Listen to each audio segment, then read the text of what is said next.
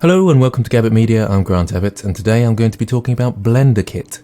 It's a fantastic add-on which in a way has the opportunity to revolutionise the way you might use Blender.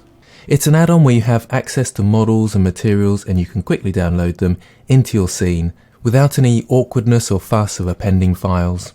It also gives you the opportunity, if you sell your models, to put them on there and make a bit of money. So let's take a look. How do we install it? So I'm using the recent version of Blender 2.8. It does work in 2.79, but I think they're working mainly on 2.8 now. I think you have to download and install the add-on for 2.79, but in 2.8 you can go to Edit, User Preferences, or Preferences now, over to Add-ons in the middle there, and type in BlenderKit. All one word, and there it is. I've got it ticked already.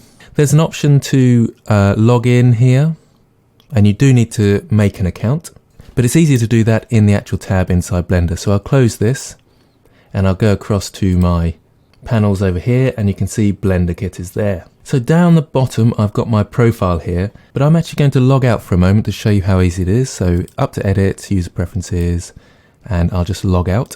So you can see I can log in or sign up here, or log in or sign up here. So I'll go log in. That brings the website up, and I can press login and authorize, or you'll be given a sign up option. And you can see there's a become a BlenderKit creator, which I do plan to do. And of course there's more information here, articles as well, and so on. But once you are logged in back into Blender, you can see that I've got all these options. These are the materials to start with, but let's actually go to the object library first. And you can tick free only, and I believe that most of their users are people using the free account, I think 70% or so. But to get to all their catalogue, you do need to sign up for a subscription. That means that people will get paid for their models, and they do actually seem a fair company. They're offering 70% commission on your sales, which is considered quite high. They also give 15% to the Blender Foundation for development of Blender, and then they keep the other 15% so that they can keep developing the add-on and resources. I think that sounds pretty good, but for the most part, I imagine most of you will be using the free assets. I'm going to untick free, because when I contacted them, they were kind enough to send me a full account. It's probably worth noting this is not sponsored by them. I do actually just believe in this product. So let's have a look. Let's go into interior and have a look at some characters. And then you can see across the top here, we've got lots of characters, which would be very useful for architectural visualization. So let's have a look at this person here. Click on them. And you can see as soon as you click, it starts downloading, and you can see this sort of green bar going up here. Obviously this will depend on your internet connection. I believe they're working on offline modes and things like that.